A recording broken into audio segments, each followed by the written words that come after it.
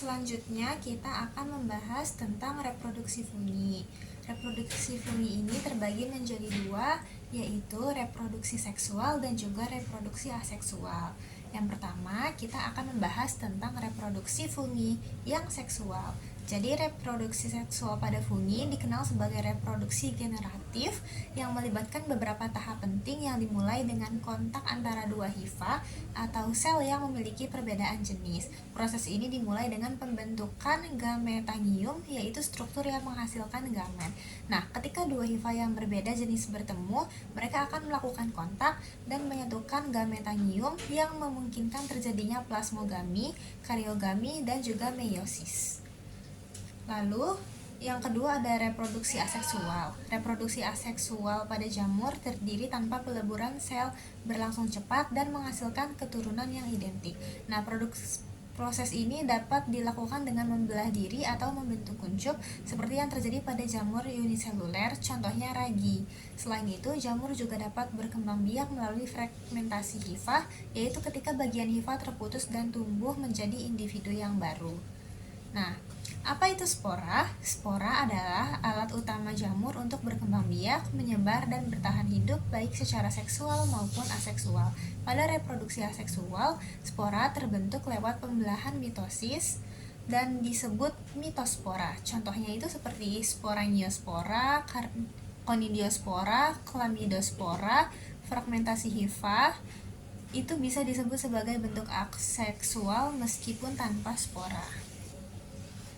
Nah, pada reproduksi seksual, spora ini terbentuk melalui peleburan dua sel atau hifa berbeda jenis dan disebut sebagai meiospora.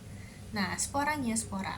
Sporangiosspora adalah spora aseksual yang terbentuk secara endogen atau di dalam suatu struktur khusus yang disebut sebagai sporangium. Sporangium adalah kantong atau wadah spora yang berada di ujung hifa tegak yang disebut sporangiofor. Proses ini terjadi melalui pembelahan mitosis sehingga spora yang dihasilkan bersifat haploid dan identik secara genetik dengan induknya. Setelah matang, sporangium akan pecah dan melepaskan spora ke lingkungan. Nah, jika kondisinya cocok, ada dua jenis sporangiospora. Yang pertama ada zoospora dan yang kedua ada aplanospora. Zoospora adalah spora yang bisa bergerak karena memiliki flagela, sedangkan aplanospora adalah spora yang tidak bisa bergerak, umum ditemukan pada jamur darat seperti Rhizopus atau yang biasa kita kenal sebagai jamur roti. Lalu selanjutnya ada sporangium. Sporangium merupakan spora aseksual yang berbentuk bujur panjang seperti telur atau oval atau berbentuk seperti buah pir transparan dengan bagian puncak yang lumayan datar. Ujung sporangia terdapat papila yang lumayan menonjol untuk tempat keluarnya zoospora. Phytophthora palmivora secara makroskopis memiliki warna koloni putih seperti kapas, bentuk dan arah pertumbuhannya berlapis tipis, berbingkul-bingkul, tumbuh radial dan membentuk struktur bunga krisa. Selanjutnya ada yeast. Yeast atau hamir merupakan fungi uniseluler yang bersifat mikroskopik. Ukuran sel yeast sendiri berbeda-beda, yaitu dengan panjang 5-20 mikrometer dan lebarnya 1 hingga 10 mikrometer.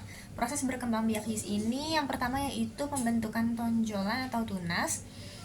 Prosesnya diawali dengan sel induk akan mulai membentuk tonjolan kecil di permukaan selnya yang disebut tunas. Lalu yang kedua ada duplikasi inti sel. Nantinya inti sel ini akan melakukan pembelahan mitosis yang bertujuan untuk menggandakan materi genetiknya. Lalu yang ketiga ada migrasi inti ke tunas. Inti hasil pembelahan akan berpindah ke tunas yang sedang tumbuh. Yang keempat ada pertumbuhan tunas, di mana tunas ini akan membesar dan berkembang dengan mengambil sebagian sitoplasmanya. Dan yang kelima ada pemisahan. Pemisahan ini prosesnya pertamanya akan terlepas dari sel induk, kemudian akan membentuk sel yang mandiri, sel baru yang mandiri, lalu akan menempel dan akhirnya membentuk rantai apabila lingkungannya mendukung. Selanjutnya, proses mitosis reproduksi aseksual. Mitosis merupakan proses pembagian genom yang telah digandakan oleh sel ke kedua sel identik yang dihasilkan oleh pembelahan sel.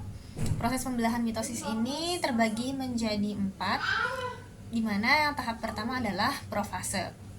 Pada profase, benang-benang tampak memendek sehingga terlihat tebal. Yang kedua ada metafase. Pada metafase ini, benang spindlenya telah berbentuk dan juga kromosom terlihat menebal. Yang ketiga ada anafase. Pada anafase, kromatid-kromatid akan memisah di bagian sentromer dan tertarik ke kutub-kutub yang berseberangan. Dan yang keempat ada telofase dan juga sitokinesis. Masing-masing sel kromatid yang memisah akan berkumpul pada kedua kutub sel dan berubah menjadi kromosom. Pada fase ini, inti baru akan terbentuk dan sitoplasmanya akan membelah. Selanjutnya ada jamur yang bereproduksi secara aseksual. Reproduksi aseksual pada jamur terjadi tanpa penyatuan gamet, menghasilkan keturunan yang secara genetik identik dengan induknya. Nah, contohnya ini ada dua jamur, yaitu Rhizopus dan juga Penicillium. Genus ini yang sering dikenal sebagai jamur roti hitam berkembang biak secara aseksual dengan membentuk sporangia.